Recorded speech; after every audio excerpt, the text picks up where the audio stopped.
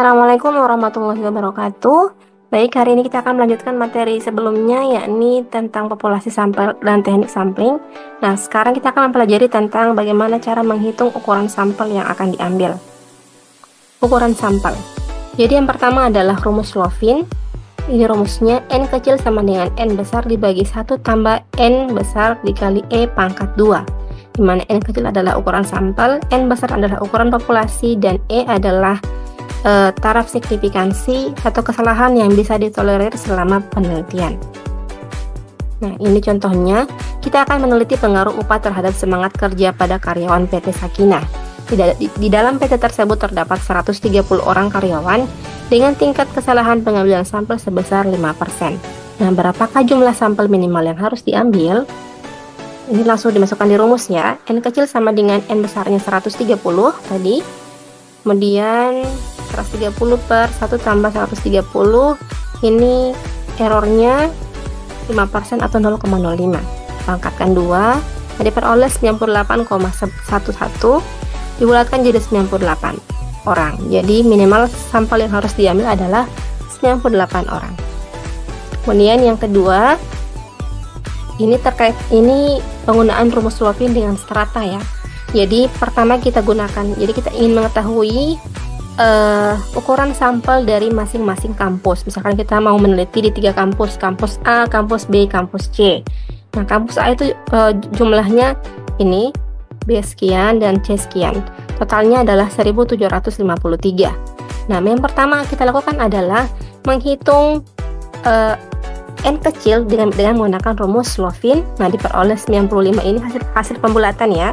Kemudian kita menghitung perwakilan dari masing-masing kampus dengan rumus N kecil I sama dengan N besar I dibagi N besar dikali N kecil.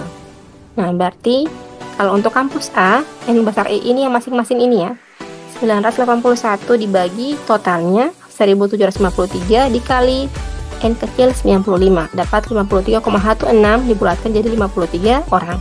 Nah, kampus B sama 433 dibagi 1753 kali 95 dapat 23,46 dibulatkan jadi 24.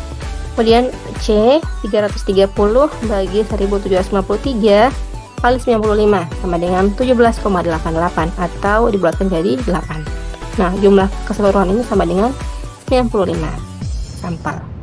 Jadi ini kalau kita mencari perwakilan dari masing-masing strata atau kampus.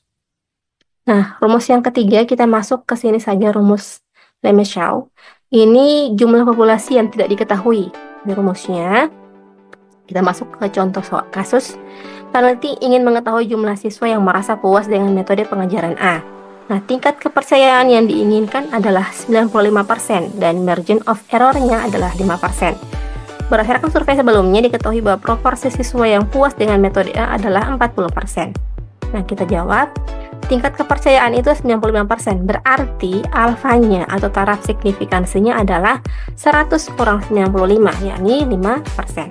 Kemudian Z untuk 1 kurang alfa per 2 ini sama dengan ini ya, 1,96. Kemudian P-nya ini hasil dari proporsi survei sebelumnya, ini proporsinya 40% atau 0,4, margin errornya 5%. Masukkan di rumus, diperoleh 368,7936 atau dibulatkan jadi 369 siswa. Jadi sampelnya adalah ini. Nah, untuk yang Lemeshow ini digunakan apabila jumlah populasi tidak diketahui. Jadi N besarnya tidak kita ketahui. Akan tetapi kalau kita mengetahui N besarnya, maka kita bisa gunakan rumus Lovin yang tadi ya. Oke, demikian. Lebih kurang saya mohon maaf. Wassalamualaikum warahmatullahi wabarakatuh.